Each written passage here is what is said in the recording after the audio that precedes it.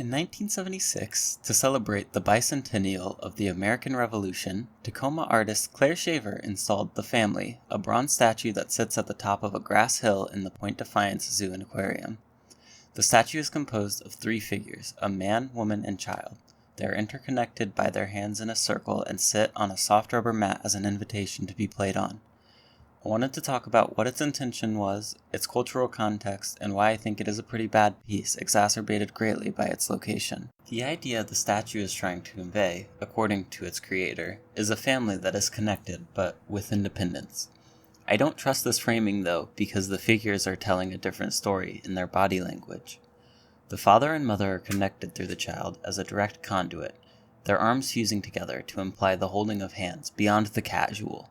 Literally fused to each other completely fluidly, with no point at which one's arm stops and another starts. This conduit is not symmetrical though, and the parents' direct connections tell a different story. The father is the dominant figure, towering above not only in stature but also in a significant action shot.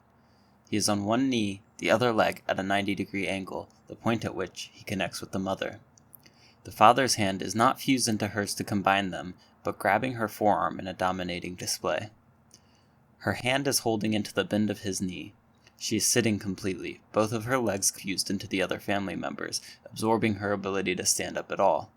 In this way, she has given her agency to her husband and her progeny. In this moment of fusion and vulnerability, the father is the one in motion, and the mother is in complete inaction. The other character with agency, the boy, is also a masculine figure, as the artist made clear a lack of androgyny in their figures with the mother's attributes, long hair and breasts. This is important because it is antithetical to the progressive feminist movement of the 60s and 70s, and aligns with the conservative, traditional celebration of the foundation of the country.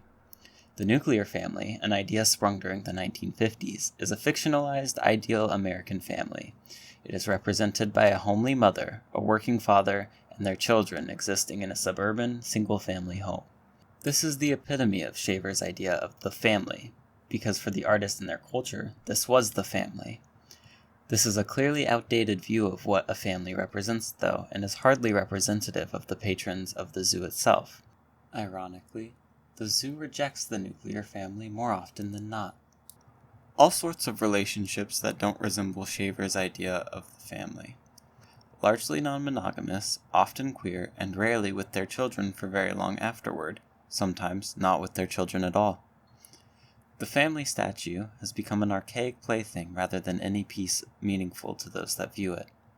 Its existence is nostalgic, a nod to the traditional ideal American family that has never existed.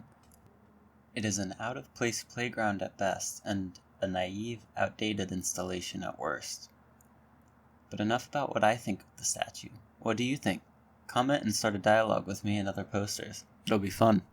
You have to.